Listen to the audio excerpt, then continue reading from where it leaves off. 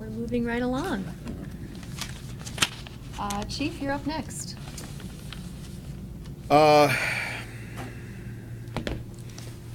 Chief's report, huh? I have actually a precious little to report. This is my first back to work full-time police commission meeting. I know I was at the last one. We are close to shot for Labor Day. As I sit here, there'll be other things that I'll wish I could have thrown into the Chief's report, but we'll just backload them. So. Well, we're just glad to have you back. Thank you. Thanks. Really glad to have you back. I'll just add, I've been part of lots of search committees in my career. And this, the transparency, there were, I had community commissioner. It was great because I feel like I learned a lot more about the police department. Distribution of commendation letters. So, I mean, I have a few, again, they're always coming in. We had multiple comments from how do we let the public know? How do we get out all the good stuff that officers do day in and day out? Because I think it's important that we just look at reality. You know, we're going to be talking about oversight later on, and that's important too, and that's part of our role. But how do we also commission out? I mean, I think that's what we officers. That there's some could be late at night or early in the morning, but. I think that's a great idea, Bob. No, that is a great idea, and maybe just when we. While that deviation is coming into us, we could have a communication process or procedure to go back out, to the officer. It might just be as simple as if we print up an email, Yeah. writing a note on the email and sending it to the officer. I mean, Exactly. And then following up with 12 years. Yeah, no, we'd want to. We're trying to find a way to make that more meaningful and less rushed as well. I'm sorry. So there'll be another opportunity to run it. What are the shifts? They got a swing shift and a day shift and a swing shift. You put swing shift. Everyone loves a swing shift because it's 1 p.m. It's like you can follow it or proceed it with a nap. We're talking about 7 in the morning. So a lot of good. So why don't we do this? I'm always in favor of, rather than having starting off with some grandiose, this is what we're going to do. Yeah. You kind of test it. Yeah. So Jim, would you go to roll? Bob, sorry, Jim's here. Bob's here. Get it right. not a household word. Which month? How could we facilitate us getting notes to the appropriate folks? I mean, I can facilitate anything. I think to start with, so that Just if I'm doing it, I prefer to get not only from you. The input. I mean, ultimately, there's going to be an incident, and a satisfied citizen, and your gut reaction to it is I think, going to count for a lot. Okay. Okay. I feel right up as at face value as we were. So, Okay. Yeah. And Jim, you said you. Those could rotate through. Yeah. Yeah, let's rotate. So why don't we have for next month, Bob, you go to roll call, I'll do the written piece. Messing with me, Peter. And then next month, we can move it around. we'll Sure. rotate it around. Sure. And that can be that person's responsibility that month. Does that sound? And it's. So sorry, you said this month Bob is going to do roll call and letters. I will do the letters. He'll do letters. Yep.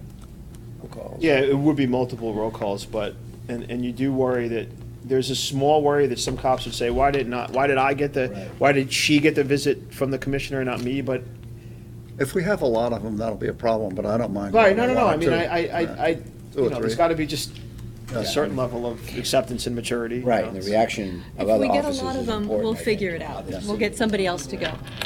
Well, I I think don't it mind just going is more. also to open up communication between you and officers. And, Yeah. the civilian oversight that we're going to be talking about has come on their awareness. And I think there's some. Yeah, listen, no, that's a good. The union comes of its own accord, but after about a year, just because we do a lot of talking about the cops and what the cops ought to do and this and that. Tonight, all people I've ordered to come, but the union comes, of their own vein. You going to the members at a roll call and being available to answer questions, just this opaque. Anyone else have any thoughts about? No? No, thank you. Okay, so let's try it and see how it goes. Update on opiate epidemic and influx of fentanyl. Okay, yeah. So, I know that we'd asked last month for an update on the opioid crisis. We have here tonight with us part-time, she's full-time. She splits her time between us and the Chittenden County Opioid Alliance. Kayla Donahue, she's an epidemiologist. She's not here tonight, but we just finished actually some new office space for her over there. So I'm proud to say we've got to be the only like police department per se that has an epidemiologist working for it. But we were committed to taking a public health approach. Lightning is that as medical solutions, not arrest solutions or judicial solutions. So we are at the tip of the spear. It's just what kind of spear it is that matters. And also because we're a city without a public health unit, without, like New York City or Philly or Washington has a Department of Health. Burlington does not. But the mayor's commitment to opioids is serious. So through Happency as well, talk about some data, answer questions. But just to I don't know, to beat, what is it called? Beat our own drum or trumpet or horn or whatever, toot our own horn. Even of late, the National Institute of General Agenda for opioids and police, the Atlantic. You got to see both of those cities in your lifetime, right? But they present our work there. And you'll talk about this, maybe invited us down as guests to New York City, which the ComStat and now DrugStat asked us to come down and brief them on what we're doing. So it was kind of humbling to hear the creators of these database initiatives and Gil Kurlikowski, as well as Cyrus Vance, the DA in New York, as well as us, as well as other police departments, is on there. So we're doing the substance behind it. I know Jackie and Nancy can talk about tonight. So thank you. Great, thanks, Chief. Thank you. So there is a tremendous amount happening in Burlington that is catching the eye nationally. Burlington. So let me just give you a few initiatives. And I know one of the questions that came out, are we seeing an influx of fentanyl? And the answer to that is absolutely.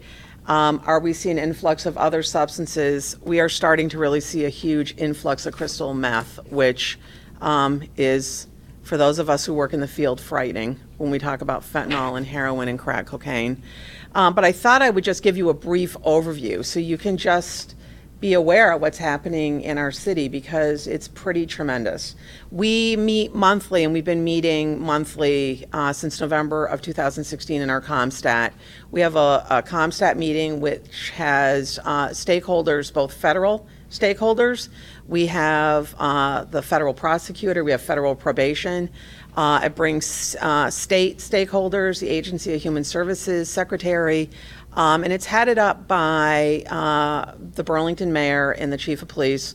We have, on average, to say, ComStat really needs to be credited. We've had some tremendous things come out of ComStat, from looking at hospital prescribing practices. Mentioned, we're viewing this as a public health initiative. And if you look at Suboxone or Bupe, those are interchangeable, the purpose of the medication is to stop people from overdosing and dying, so that we can then have a conversation about what is the next step in your journey, whatever that might be. We have brought speakers from around the country to ComStat. We brought some pretty significant authors. In physicians and doctors, we have a fellow by the name of Dr. Jody Rich out of Rhode Island, who is doing a lot around people who are incarcerated, leaving with buprenorphine, and I think really should be credited with speaking up and around. There's a new act that just passed with the Department of Corrections, Act 176. Either on intake, you'll be continued on your medication if you come in on medication, and or 45 days prior to release, you'll be offered medication. And we know that people who leave the facility who've been actively using, that's a high risk time for overdose if you're not preparing them with medication. So that will be offered to folks. We've also been published in a number of newspapers, from Vox to this. We're Skyping in this Thursday John Svergensen.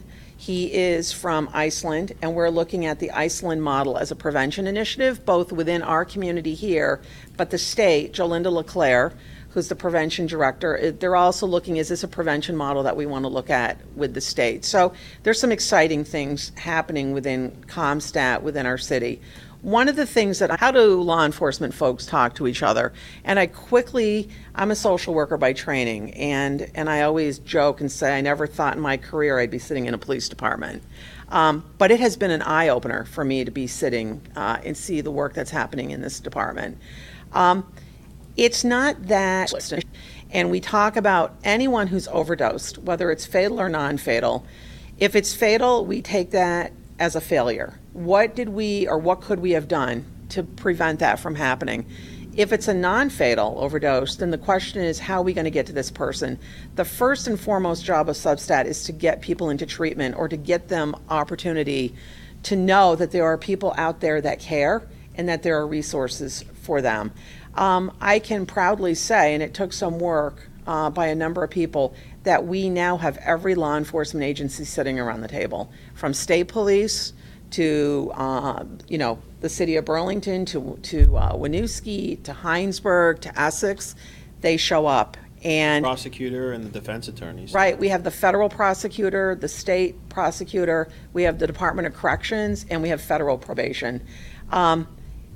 It's not a gotcha meeting. It's really a meeting about how can we help folks. And I have had not only officers, departments say this meeting is tremendous because we're sharing information, but I've had people on the street say, I really believe that saved my life. What we are doing in Substat is we are humanizing, that these are human beings they're in the throes of a disease. And it is tremendous, and it's a wonderful opportunity. And I would invite any of you, if you want to see Substat in action, to go through those cases that have come up in 2 weeks and to really problem solve. How are we going to get out the door? It might be street outreach. It might be I'm outreach. sorry to interrupt. You're also doing community stat this week too, right? So Yes, community stat is Thursday from 8:30 to 11 at the Burlington Electric Department. Spark Space. So that's something that, to be clear, it's not open to the public for two reasons. One, because we talk about some specific cases that are confidential and that people's dignity hangs in the balance, and also because we have really frank and sometimes pointed policy related conversations that have led to great change. The press and the public was there. I think people would not speak as candidly, but as police commissioners, you're obviously welcome to attend. So Both the Substat and the Comstat? yeah, that's right. So Substat is here bi-weekly. We rotate. It happens to be next week here. It'll be in the Burlington Police Department, but we share the energy and we go to different police departments. So it's Laura not can always- email that out to the Yes. commission. And also, Community Stat is at the Burlington Spark Space on Thursday at 8:30. That's a 2.5-hour meeting. You can come at the beginning or for the whole time or up until the break. But it's worth checking out. And that's every Thursday? That's the last Thursday of the month. Oh, last Thursday of the month, okay. So the other initiative that's come out of Comstat is an initiative, and I excuse the stats, everything seems to have a stat at the end, is what we call Family Stat. We had the director of DCF, Beth Marr, who comes to Comstat, say, you know what, we have really high-risk families. We have a number of kids going into foster care. We have a number of kids who are languishing in foster care. We have a number of young parents. And we can't talk about those in Comstat. There's confidentiality. So I'd like to talk to you, Jackie, about starting Family Stat. So we have started a new initiative with DCF with a variety of community players.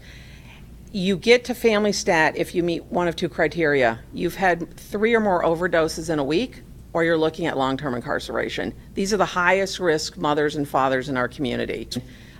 Come into Family Stat, and the objective of Family Stat is to access services for this caregiver, mother or father, and to limit the amount of time we've separated the child from the parent, because we know from addiction that trauma is one of the precursors, that a high number of people who are currently addicted have significant trauma events that happened at a certain point in their life.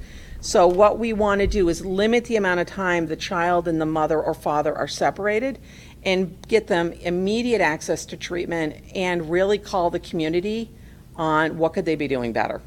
So we've had 2 moms, but 2 moms right now that are very, very high risk.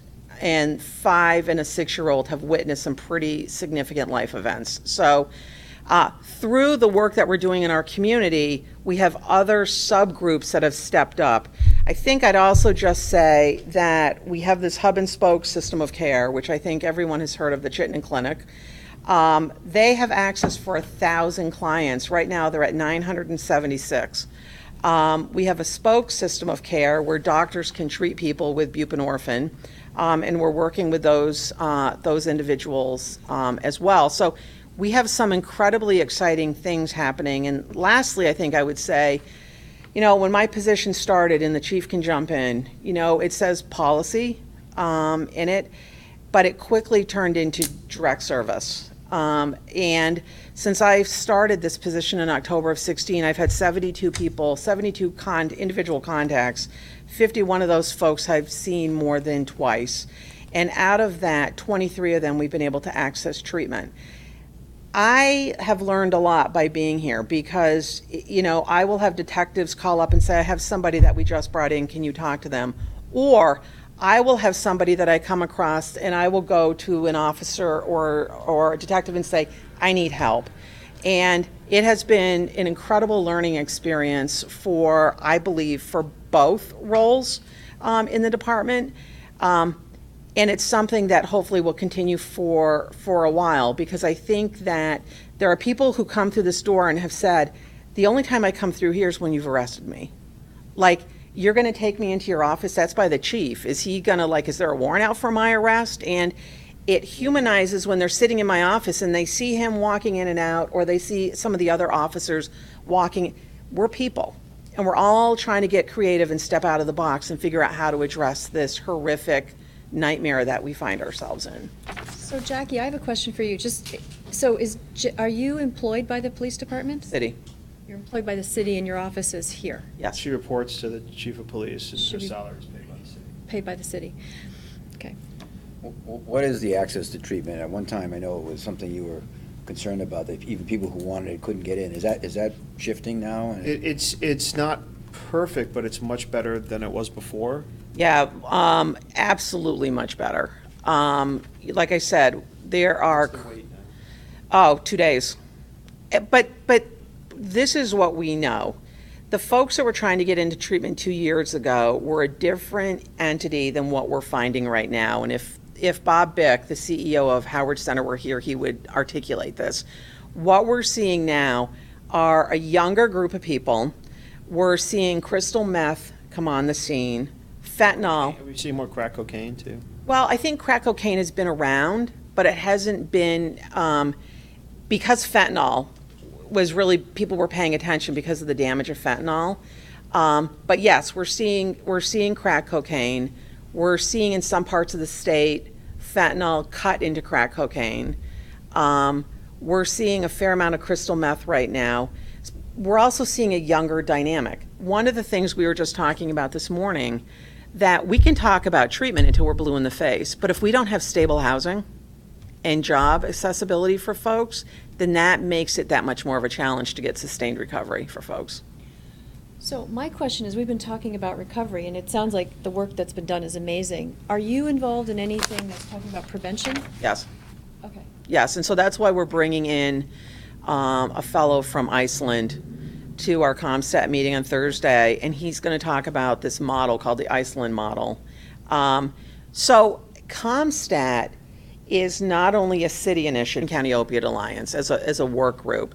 Because it's connected to the CCOA, it's my role has access to the health department and the prevention group at ADAP, which is part of the health department. So yes, we talk a lot about treatment, and that's kind of how it's been. I used to be the clinical director for the state. We had this enormous multi-million-dollar budget in treatment and this little budget in prevention.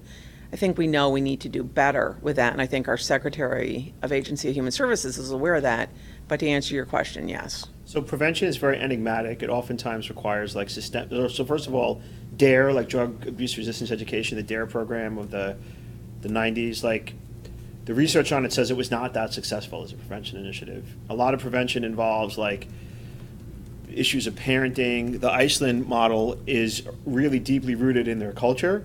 So it's a big bear to engage in successful prevention. But There's another idea of prevention, which is worth noting, and you can go back to the AIDS crisis, it's the idea of prevention through treatment, which is the more people who had the viral load of the HIV virus suppressed in them, the less they were spreading that virus. So heroin is not contagious in the sense that like a HIV virus is, but it is a social contagion in some ways, meaning like, people who are highly addicted, and we gave a philosophical talk about this, but people who are highly addicted to opioids tend to organize the world around them to support that addiction. That involves inviting drug dealers to their community and saying, I'll sell these drugs on your behalf if you keep me supplied, right? It involves persuading your friends to use drugs. If you're a parent using drugs in the home, it's your children or as they enter adolescence are at elevated risk, et cetera. There's all of that. So in the long term, we're dealing with things like the Iceland model. In the shorter term, just getting as much effective treatment out there as possible is a way to spread the prevention of the opioid epidemic. And so one of the things we've come away with, we have this sort of gift with opioids that we don't have with other drugs, which is that there are medicines that are responsive to the addiction. Vivitrol has some efficacy with alcoholism, but not that much. There's no there's no Narcan for cocaine or meth, but there's no buprenorphine or methadone for cocaine or meth, but we have, because of the way it interacts with the body on the opioid receptors, buprenorphine is like a lighter version of methadone. It has remarkable clinical efficacy. So what we're finding with policing, really what we're finding, the police are in a position to help with this, but is that there are all these opportunities where we can kind of persuade or cajole or at least make available the opportunity for people to voluntarily ingest methadone or more likely buprenorphine and Suboxone. So prison. If a cop is going to go through the trouble of arresting somebody for committing a crime and they get incarcerated, Rhode Island has shown that once they're there, universally making buprenorphine available to them reduce their post-incarceration fatalities by 2/3. So there's a 2/3 reduction in post-incarceration mortality for opioid addicts when you treat them in prison and then hand them off upon release to another treatment. So part of our work here in the city is sponsoring statewide legislation that mandates the same treatment protocol here as in Rhode Island. That's ramping up now. That was a product of our research and our lobbying and our collaboration. The other thing is when cops bring somebody to the emergency department for an overdose, I think I've said this in the past, but for months and months, the hospital was presenting data at a community stat saying the number one thing that happens is they get reversed. 90-something% of the time, they get reversed and just are kind of left to their own devices. Hey, we saved your life. We reversed the overdose. Now you're discharged. The remainder of the time, basically, they died. The second most prevalent outcome was death. So the hospital said, what can we do to bridge that gap? One easy thing was putting recovery coaches in the emergency department. But the other thing, and it is a pilot that's starting now, is prescribing buprenorphine in the emergency department. And if you go back 2 weeks in the New York Times, their front page above the fold story was, very few hospitals in the U.S. are giving out buprenorphine in the emergency department, but the ones that are doing it are really saving lives. And we are right hot on the tail of that here. And that was because when you asked Dr. Wilson from the ED, he said, I was tired of showing that the number one outcome was we just let you go. And the number two outcome was you died. The third thing that we're looking at is in the needle exchange, which is, our cops, Lieutenant Warren can attest, do our cops, what do they say? It could be candid. What do they say about the needle exchange? I know they might not be fans of the hippy-dippy approach, but they're not gunning for it.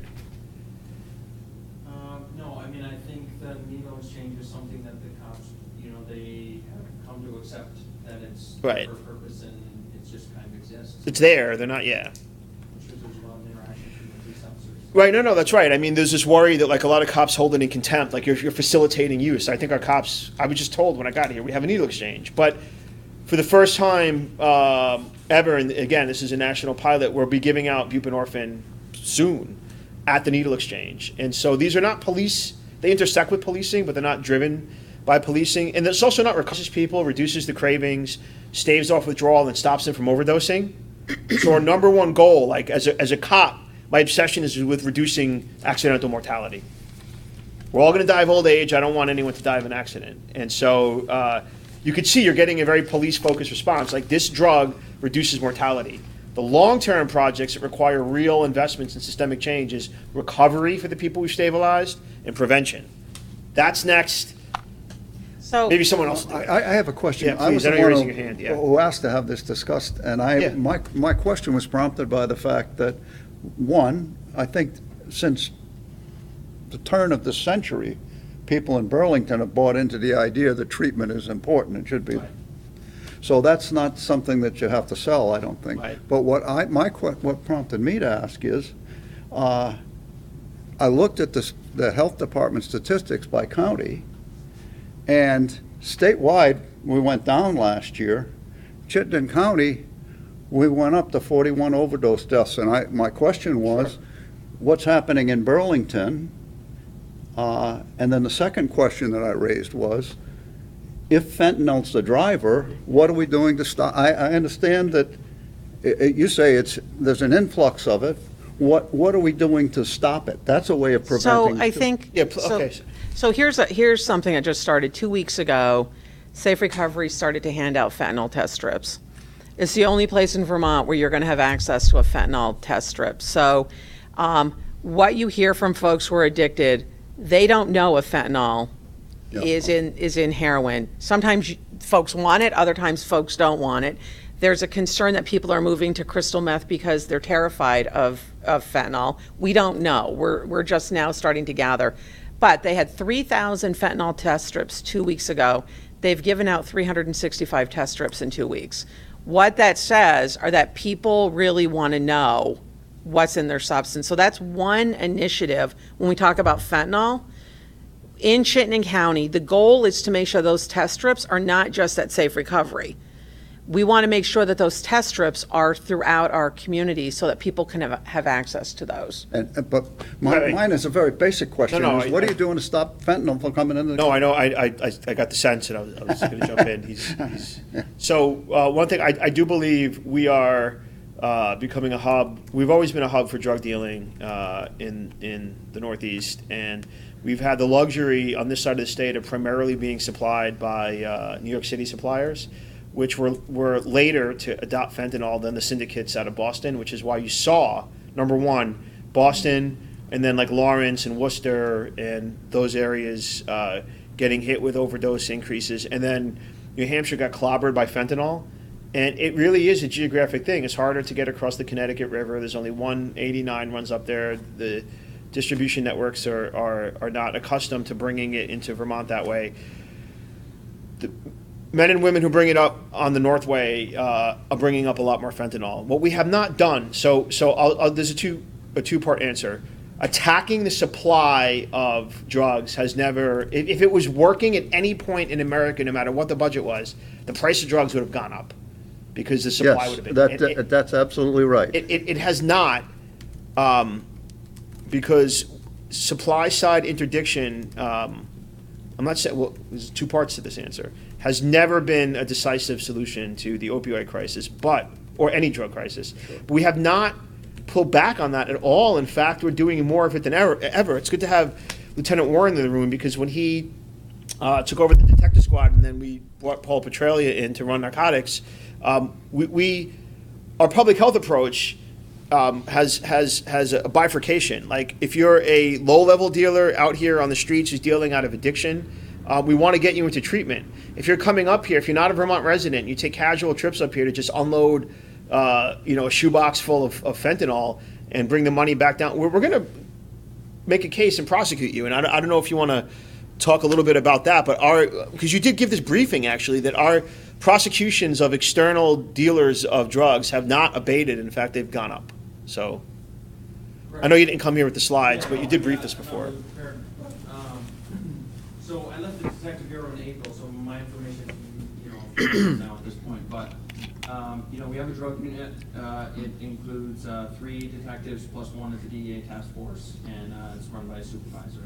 We also have a street crimes unit, which is a separate independent unit that deals with street level enforcement of different crimes, whether it's burglaries or car breaks, or a while back, folks were shooting windows with BB guns and that sort of thing. So they deal with a lot of those street level issues and problems, but they also work with the drug unit and supplement the numbers that we have in there. So, you know, there has been no decrease in the amount of enforcement actions. You know, they're still working lots of cases, lots of long hours, you know, taking off drug dealers, you know, interacting with the low-level users and trying to get those people connected with Jackie.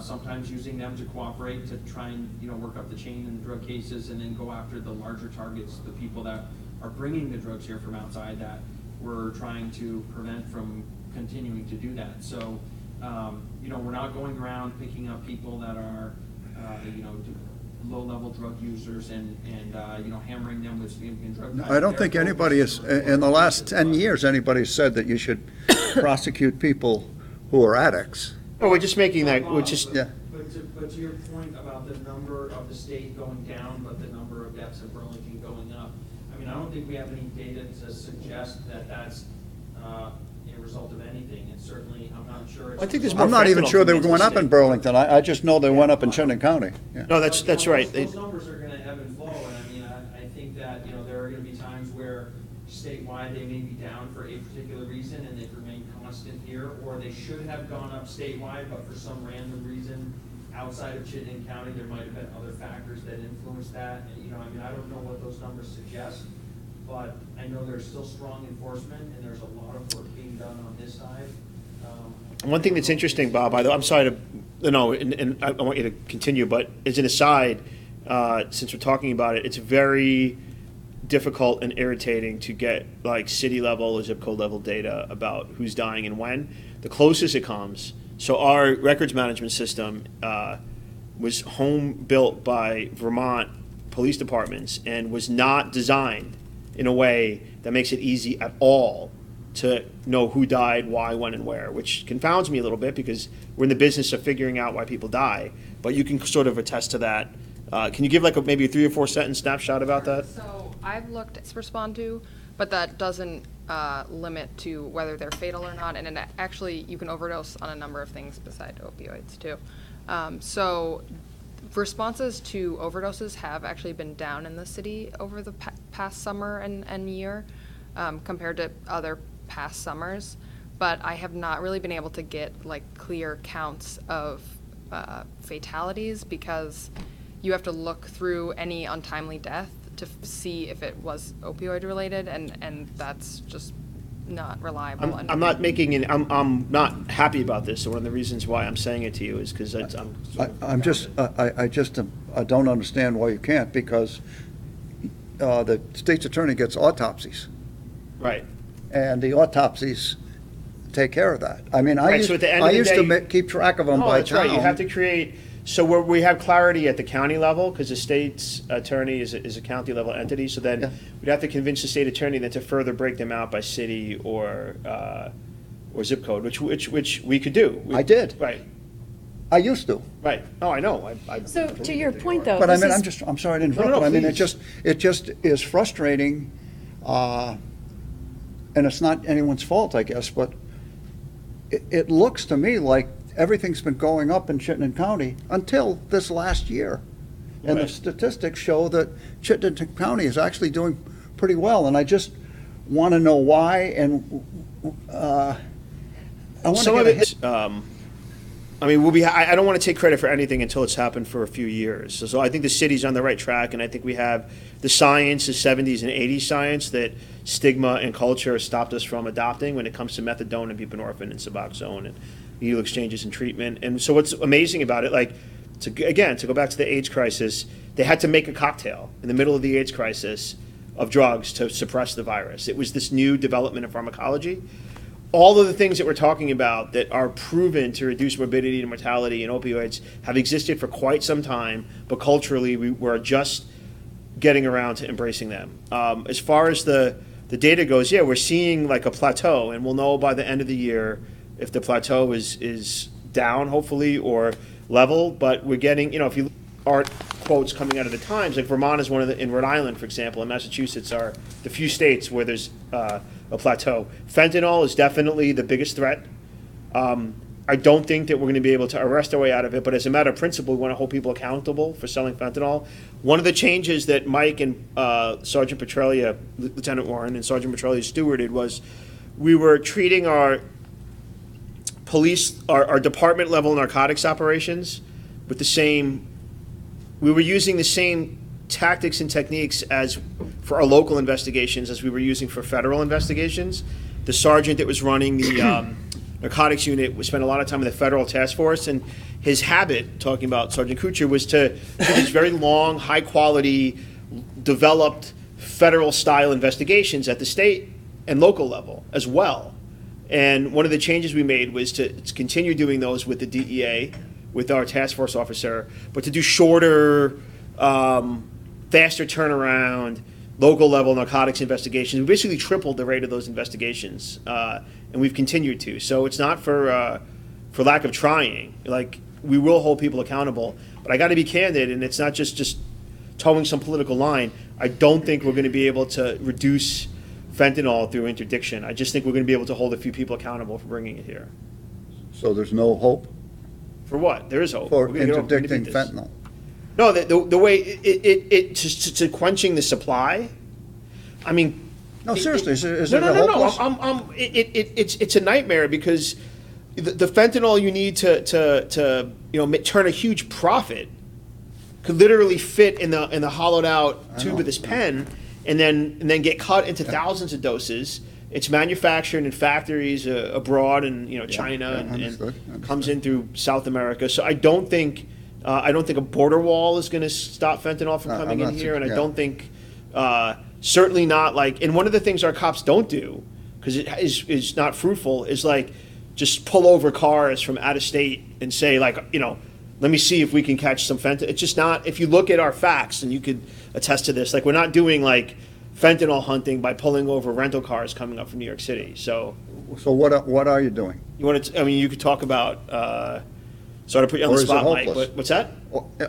Is it hopeless? No. If the goal is to secure Chittenden County and then Burlington's borders from fentanyl influx through enforcement, that's not going to work. No, we all understand that, but what do you do? Is it you just have to accept that it's going to be here and then treat our way out of it and accept some? This is a question probably for Jackie. What I'm hearing is it's not Or something. anyone who has an idea. Yeah, I mean, I'll stop. No. talking. It's a real. It cuts to the heart of the question. it's a public health The government crisis. has to do something to save people's lives, and this is a crime. That's a felony that's occurring. I mean, it's not something to take lightly. We talked to Dan Merchant. So to take a minute to brag about Sergeant Merchant, when I got this job and I was still down in New York City, the man who's now the chief of department of the NYPD said, he was a 3-star chief then. He said, "You're going to meet a guy named Dan Merchant, who is one of the best narcotics investigators we've seen, and he's our man up in Vermont who helps us make all these cases." So the highest levels of the NYPD knew that we had this gem, and Dan is running narcotics now, and he is, in a very affectionate way, he assents to this. He's the Rain Man of this. He knows the players, the people, where they're coming from. He's constantly making cases. I don't know if you want to. I know Dan. He was a student of mine at Champlain College. I worked with him. I'm just trying to understand what your position on if it's. I understand that We will take and make every fentanyl trafficking case we can get. But we seized, for example, like in Colchester, they seized 1.5 kilos uncut of heroin. Oh. And it affected nothing. It didn't. There were no pharmacy robberies. There were no desperate drug grips. There was no,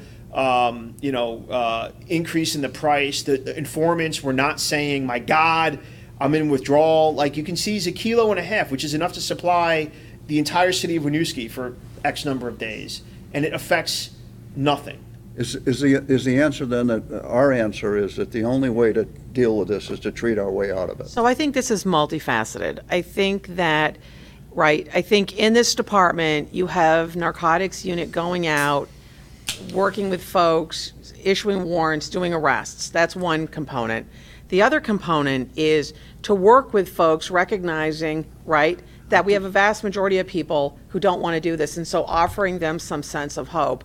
And then we talk about the prevention and the intervention. So I can say Burlington is coming at this. It is incredibly all hands on deck, multifaceted, calling our nonprofits out about what could you be doing differently, calling our state partners out, our federal partners out, and working with law enforcement in Chittenden County. So we don't have enough time, but we could go through all the initiatives. There's a multifaceted trying to get at this issue. Fentanyl, number one. I will say one thing, though, that like, there is no street level dealing that goes on in Burlington. So you will not see, like when I got here, there were people standing on the corner of North Street near Fountain, like pitching drugs. That doesn't happen. I mean, we would be really swift and aggressive, and there's little tolerance in the city for street level dealing. So every person who deals is dealing out of someone's house as a guest. And usually it's a person who is addicted. And if there's one way that we could make good progress, it would be focusing on the people who host the dealers. They don't even deal, I mean, a motel, it's not like you just knock on the door of a motel, and but sometimes the dealers stay in motels, but they're not distributing out of those motels.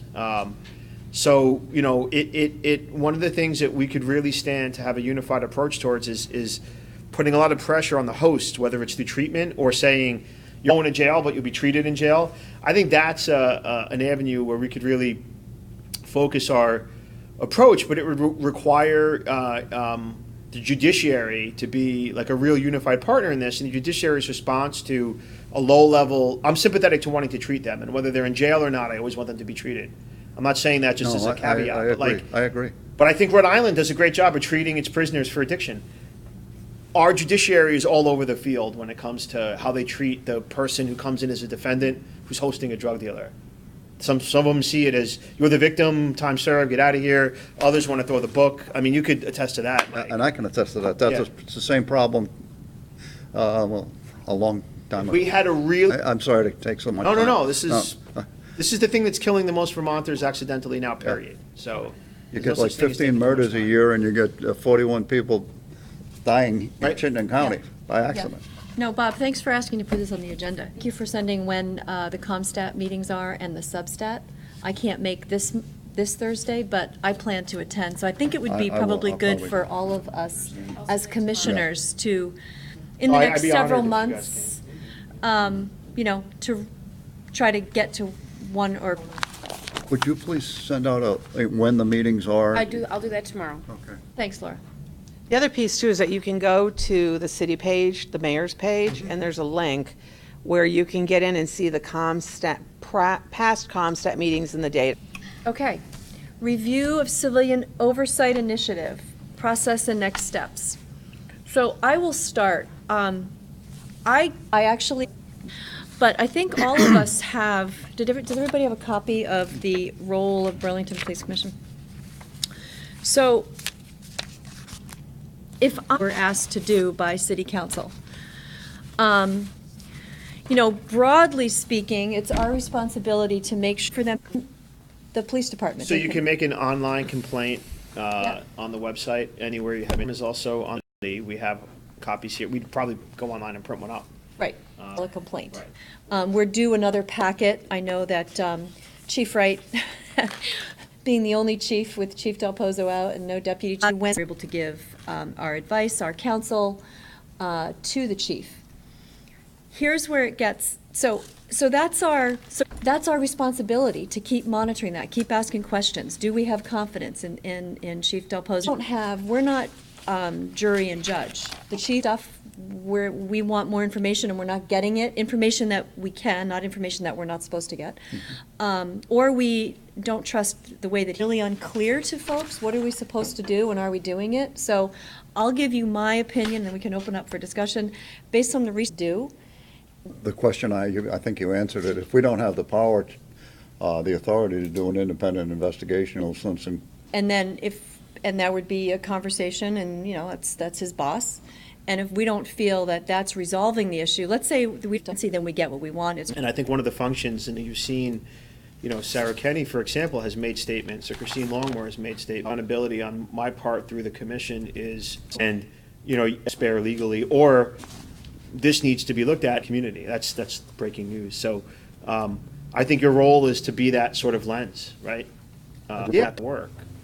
Yeah. And we can do that here. Yep. You know, is there anything like we need to have, I'm thinking, we're testing this model out, but we're testing it out for 10 sustainable, and we're looking at it from all different angles. But how far can we take this as a police? It does talk about oversight. It's anticipating some degree of independence, at least, I believe. At least that is the impression that, you know, I think oversight committees create independent bodies, newly appointed, you know, something new, it's an initiative being created, and that is they're involved with. And is really part of the management of this department. We have management responsibility overall for the department. We approve all the procedures that take place, you know, so, you know, we are sort of part of management as opposed to an entirely independent complaints and processing them, you know, from a distance. And I don't know if, and you know, there's that one quote I think been doing before this ever came in, frankly. My experience, Chief, and correct me if I'm wrong, is that before this was here, the procedure was not a whole lot different, that you would come in with discipline issues, complaint issues that would be reviewed, your recommendations we would hear. It may have been a little bit less formal. Off the bat, one is by putting the state police have a portal you can find where you can make a complaint against them online, but it used to be before, which partially answers your concerns, take the complaint reporting process out of the hand. No, when you mate that with the fact that for the first time ever in the last year, you're seeing the actual civilian complaints unmediated, like the reports you get are what are entered and reported by the person, the complainant. Because the police have often found themselves on the commission, and that it's just a lot of, you know, going along to getting along and rubber stamping, but complaint to review. And then beyond that, like to send to which you feel any of you are beholden to the city. I mean, I want to be clear that I'm not overly concerned with what we've been doing and that we continue to do it. I don't want to create a misunderstanding. You know, we go into executive session and we hear stuff and we question you, but we're relying upon you really to a large extent and the department. Right. So, you know, I mean, SPAC, for example, that was to sit on an independent committee. They don't help manage the state police, except to the extent that when they determine that there is going to be discipline, the committee hearing about all the nuances and helping to basically run the state police. It's a separate independent body, and that's not what we are.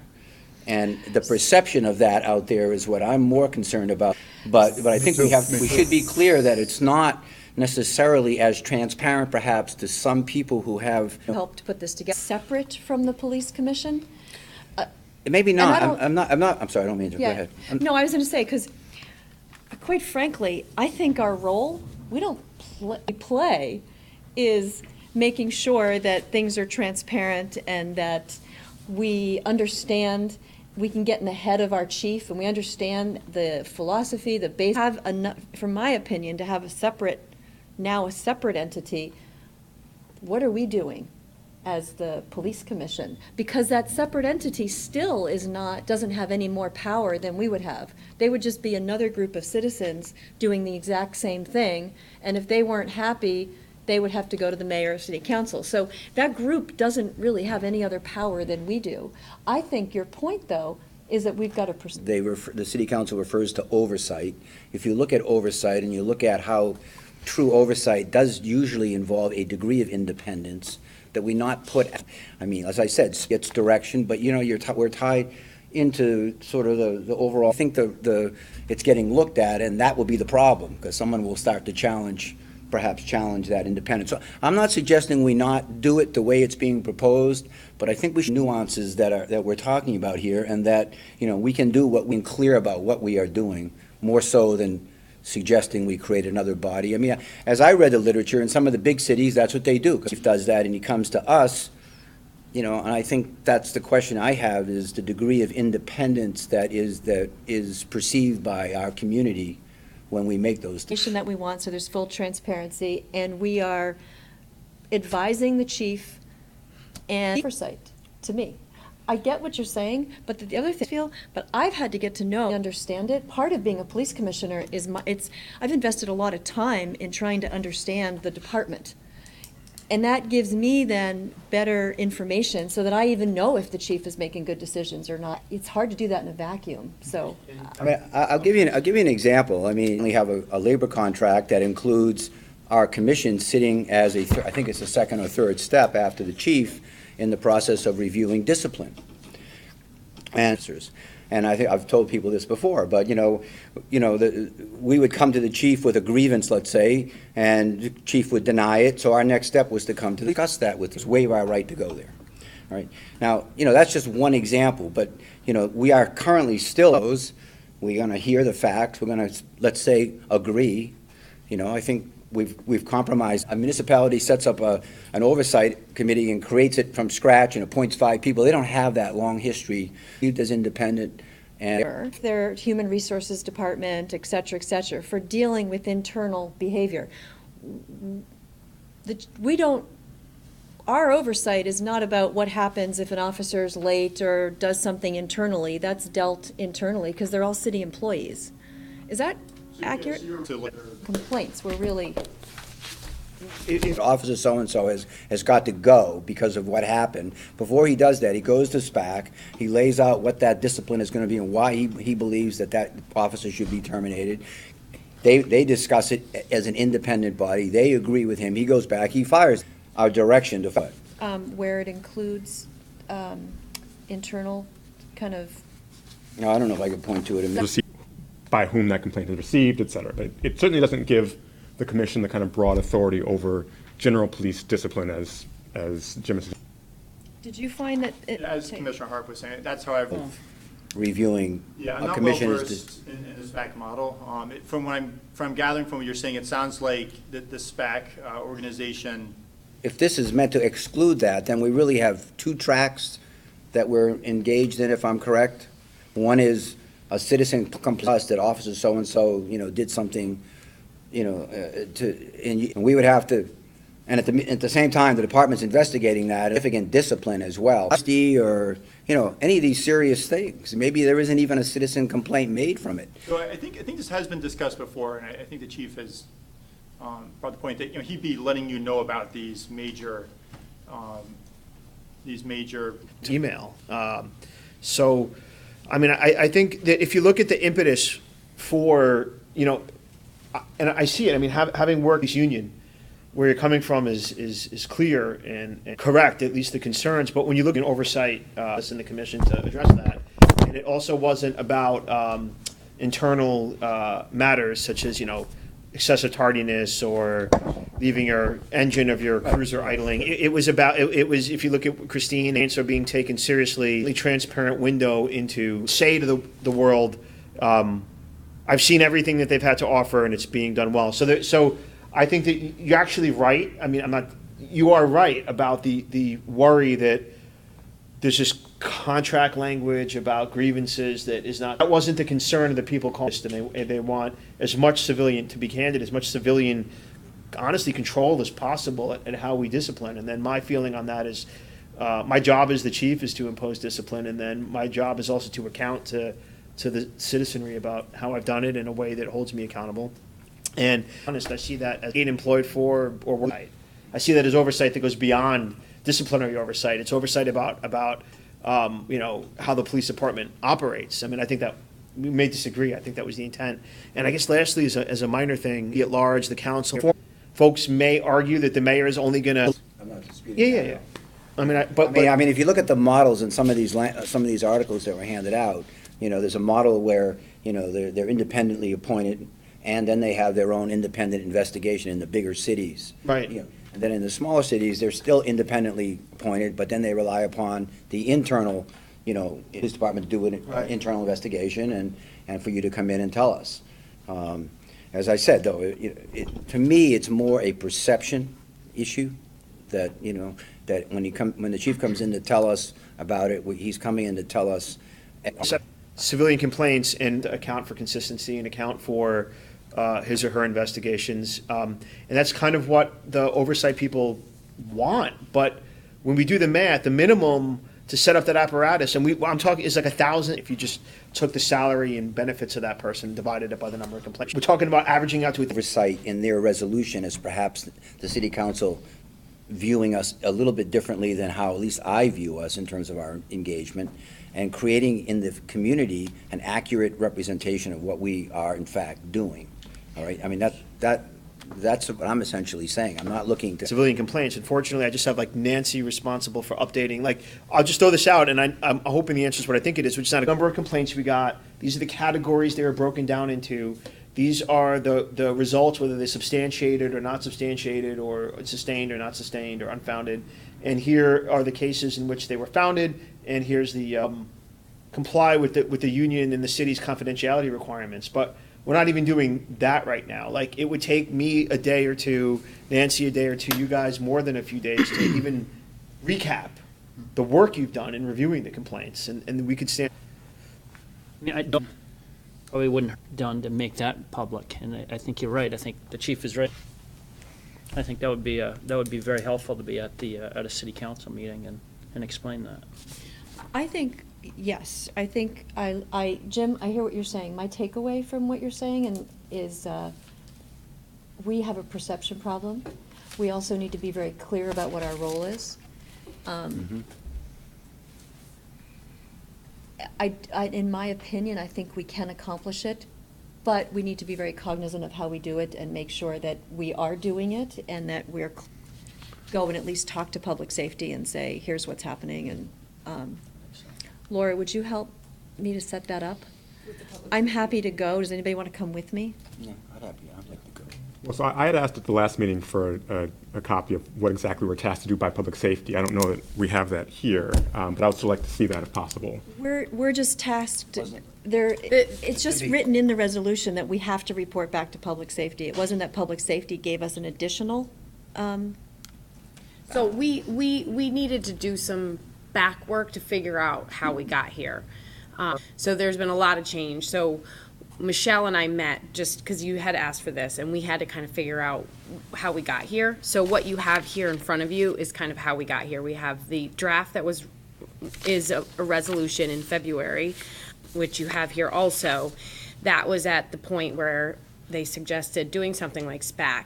And just to point out, we'll get here sooner, and what you About the ways in which this is, again, following up on what Jim was talking about, whether this is similar and different to what happens. It's part of kind of this, look at that recommendation that the chief is going to make and then say, we think that was done in terms of practical terms, it's not going to be much different from the way. here's what I'm facing, here's what I'm thinking, what do you think? So that's the way it's actually played out, where we do have. Right, I don't doubt that might, So in we fact, might have been have the to change case. the language. Is the role which is, as it's formalized, or is that just the way that it's been conventionally done? I think it's probably best when you're thinking about ways of making sure that these procedures are safe across various generations, across kind of changes in chief, that it be articulated rather than just implicit. Yeah, point. It's just that, for the first time, I remember this because I was even on the phone with the union as all the civilian computer. But as Commissioner Dunn brought up, we're just rehashing stuff, but we do have this grievance role here in the commission. And so the idea that not everybody sees every complaint stems from the fact that if all complaints were shared with all commissioners and we reviewed all of them together. So first, I don't know whether there's any formal role which is laid out for the commission when an officer wants to grieve a particular decision which was made. But again, I don't.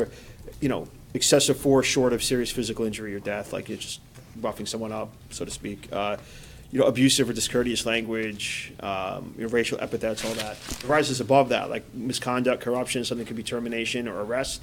Everybody hears that. It's not compartmentalized, just to clarify that. It goes.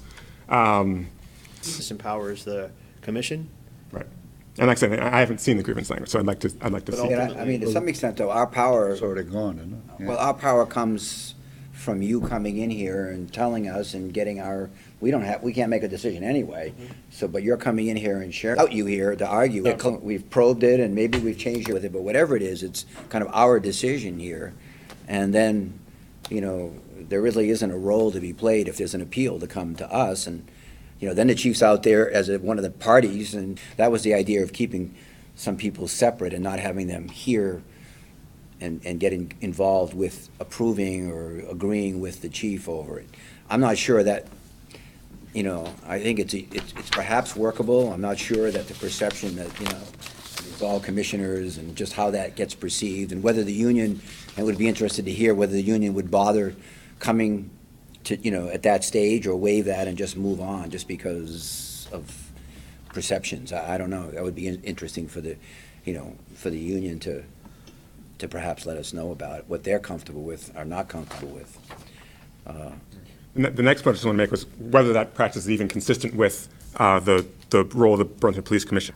So that document does state that the chief, for example, in number 5, the chief will report. The term "the commission" is somewhat vague, right? So it's not clear whether that, whether the commission refers to a subset of the commission, or to the chair of the commission, or to every commissioner, right? And I think that commissioners can, point 4, that means each individual commissioner will have access to these records upon request, which might require the chair. Like I said, I'm sure it has worked out in practice quite well in the past. Again, I haven't participated in that. It's done in practice. The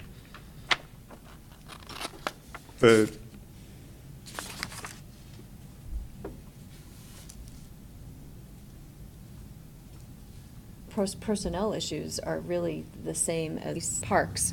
So, I mean, I think you're right, the discipline, and if we're similar, right, to this department. We are, the executive, and us kind of, as citizens, kind of helping to guide him when he needs guidance and support. right, now, But not stepping back and necessarily looking at something and I don't think it was worth anything, and I'm not doing anything. And, maybe we come in before this came, only since December, so I was only here a couple of months when this came in, but you would comment. I think there's two things happening here. One is this sort of like very jurisprudential look at the process here and the mechanisms and the accountability and the literally like the checks and balances between various branches and powers, city council, mayor, police department. And then there's also just this political question that's looming. Like what this whole impetus, this city council was petitioned by people who did not have faith in either two things, the transparency and then the efficacy of our disciplinary process. I don't necessarily agree with them, to be candid with you, but I did think, as you saw, I hope through my actions, that there was transparency concerns that I had that I did not like or agree with, that I worked my way with through the union, that I think I remediated. As far as my opinion anyway, we owe an accounting to the city council. We have to feel comfortable in our role and our powers and in the relationship. It has to conform to I'll call them like jurisprudential principles and expectations, but we also have to analyze like why this happened and who ought to be satisfied and what for. The nation, this all started at the summer that the nation was being rocked by the shooting of unarmed people across the country, right? And I'm not saying that that's not legitimate. Our community then came and said, whoa, do we have an adequate window into what our police department's doing? And that we have to account for that. I mean, I'm not just trying to say it's all political, but this was. chief would do it the same way, Right. or the person in your position wasn't doing it. No, I don't know. I think it's really important to, if I might, to I think what Commissioner Dunn and Commissioner Harp were saying is valuable, which is that we have to have something in writing that takes customs and turns them into. I mean, I think that's true, and then you have to feel the right level, the right empowerment to do this job. But then I also think a deeper question is literally who are we trying to satisfy and why? And the answer is always going to be at least the city council and the mayor, because they're democratically elected, right? But then beyond that, like, satisfy. Feedback. Is it any commissioner can request access to written records? Is it a quorum of us? We sort of vote? What is that? I mean, I would strongly recommend that each commissioner have access to these records as the community. But asking for advice. So we can change that language. Are people here comfortable if we go to public safety with those recommended changes and actually let them know what we've been doing this past year? To buttress what you were saying, I think we've had instances where I'd some language I'd prefer to say in the official business of the commission. So it's not just like, Yeah. my uncle got collared and he made a complaint. I mean, which is obvious, but I just think it would be Yeah. helpful to say that. Yep. Right. Yep. The other thing, which I'm not, again, I can't make a judgment on, I haven't had a chance to meet the commission or to a subset of the commission, because I don't know yet about the way that the commission's involved forming the grievance process, et cetera. That's the one thing which I'm also kind of unsure about what's the best practice with respect to that. I mean, we can replay, here's what we've done, here's some of the language, and we need another year, because we're still 6 months. I don't even know what we're gonna do in that commissioner who's not been through this, with us, and we're gonna give 6 months for you to actually see the process, have some input, but this is what we've been doing. Seems to be working. We feel like we're getting full transparency. Maybe, Chief, we put into this role of, we report to the city council twice a year. Again, we're reporting back too, so people feel like they have information. And to Jim's point, if we don't change the perception of what we're doing, people aren't gonna understand it. We have to actually put it out there and. Yeah, I mean, one of the things the chief said, I think, agreed that for the most part, we were doing largely this before this came up. And so if that was the case, and then you had groups come in, we're really. So these groups didn't see this in place as a Yeah, requirement. no, I don't disagree in having a procedure for it, stamping a complaint. I think that when the city council presents this to the community, that it also understands. Well, no, I mean, I don't. And I don't think we are. I I don't- think, I- I think when the group came, create any illusions, we're sanctifying it and we're tweaking it and making it stronger, but, I'm not disagreeing. do you know what I mean? I'm not disagreeing with you. Okay. Are we, I'm happy You're with good? what you're Okay. proposing, All right. personally. and then we'll go to the public safety. Let them know we've been doing, executing what they've outlined here for the role of the police, the official business of the police, rather than just the chief reporting to the gate. I think it's a good idea. Okay. Jan has a question. Jan? So would you say it's supposed to come to you before you make the decision? Major. Yeah, not, And they, if that, is everybody good on that? Aye. Okay.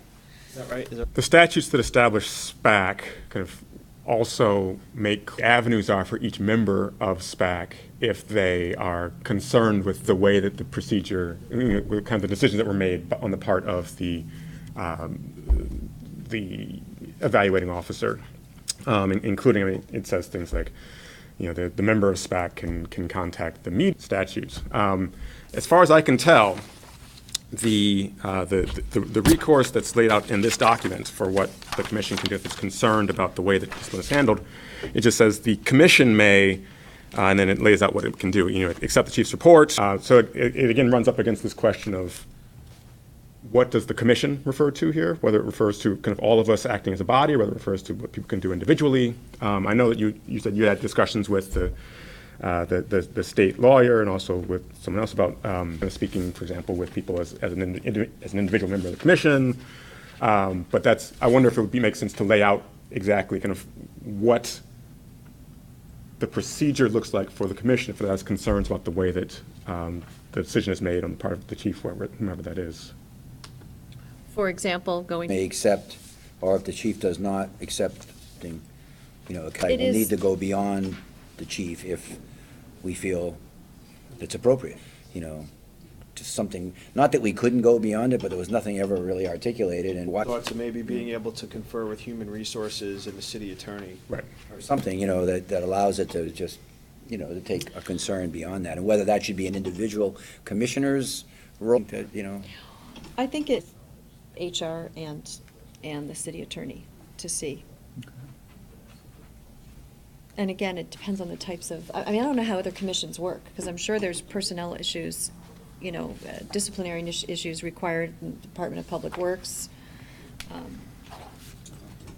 So, right, all I'll say is, while I think the parallel is important, and while I think that also, again, with respect to kind of questions of kind of discipline of city employees, I think that's important to draw the parallels there. But, there are obviously important differences between kind of the need for public accountability for disciplinary actions involving officers and other city employees, right? So there's an important asymmetry in the justification for why we do this kind of oversight. Yeah. Okay, so here's a question. Do you want me to talk to the city attorney and HR before we go talk to public safety? No, I was also saying, just as an aside, that maybe the recourse for, if you disagree with my findings, you're saying that have it written, have it codified that the commission has the ability to bring it to others' attention. It might be good to start with. I mean, that's really the oversight, really, Right. you know? I mean, as long as we're agreeing with the chief, you know, but if we don't, how do we create this oversight? Because otherwise, we just, you know, okay, well, maybe we all disagree, but he goes off and does it anyway. Well, You know, and at that point, you get to, suppose we meet with the chief and I disagree. I Well, that's think what that I'm was a saying. bad idea, but everybody else agrees. Well, that's what I was saying, maybe some or all, you know, that's another issue, you know. So there's 7 of you. There's So 7 of us, so if 6, you know, it may be, I mean, I think we need to make it so that if one person's like, they can't just go and talk to the city, the mayor, and then. We've had that. We've had that, and then we've had commissioners go to the press and say, I think this whole thing's a sham. I mean, it's happened. I mean, maybe it should be specific that a minority, you know, if there's a dispute on the commission, a minority vote, you know, can proceed to, you know, whatever, Well, I mean, I don't know. you Like know I said, SPAC lays that out explicitly, right? So it lays out exactly what the powers of each individual member of SPAC is and what kind of it is collectively. And so I was just concerned Might that be this worth document looking does at not that, you know. lay that out as explicitly. Might Yeah. be worth pulling that statute Well, I up know and that looking. Eileen looked at SPAC carefully, right? The city attorney? Yeah, I haven't had discussions with Eileen specific to her research of SPAC, so I can't. But in terms of our recommendation, we might want to see, I haven't looked at SPAC that specifically to see what it dictates in terms of individual members that you're talking about. Let me see if I can pull it up here real quick, but. Well, I'm going to say, because it's getting late, Jim, Yeah. maybe we, at first off, I would like to talk to the city attorney, just to see what the charter is, what she thinks that we do. I know Eileen pretty well too, Eileen, I mean. And then, so I'll call her back tomorrow and then see. And maybe what I'll do is Laura and I can meet and write something up and send it out to everybody to see if it makes sense. If it doesn't make sense and we need to have more discussion on it, we could talk about it at the next meeting and we postpone going to public safety, because I'd like to go to public safety with a complete, you know. I think that's a good process. Yeah, and I think it does, to your point, I think it would give it a little more teeth. It would be like, okay, now here's what our recourse is, but, so, let's do that. Okay. This was a good discussion. Thank you for everybody hanging in there, because it's getting late. I know my brain goes to mush. So let's see if we can get through this. Commissioners' updates and comments. Anybody have any? Anybody's toast. Officer commissions? I just need your signatures before you leave. Okay, we'll see you before we leave. Nobody leave without seeing Laura. Consent agenda, the minutes from last meeting. Does anybody have any changes to the consent agenda? Okay. Anyone want to approve? Make a motion, we approve. All in favor? Aye. Opposed? Okay, next meeting, currently scheduled for September 25th. Consider 9/18. Here's the thing, I can't be at either of those dates. I'm doing a 2-week road trip to the Maritimes. So I'm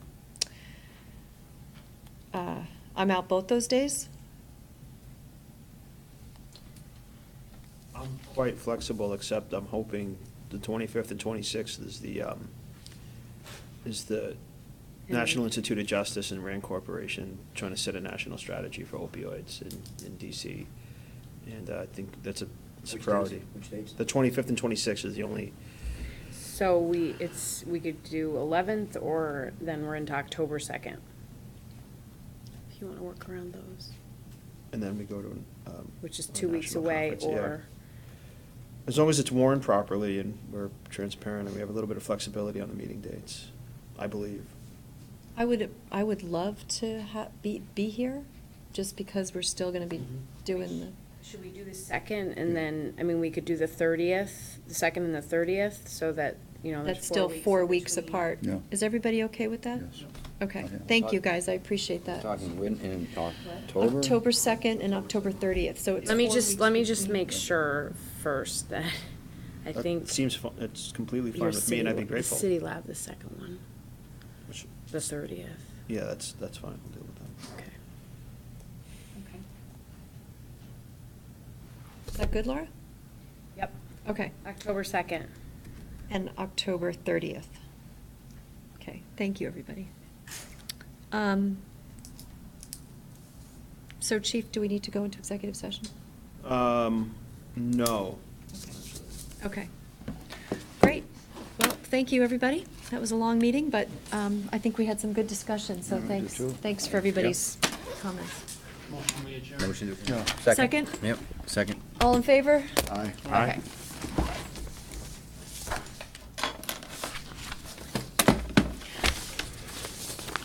I'm now driving to Northern Canada. Northern Canada? So do your work takes you to Canada all the time? No, this is family stuff.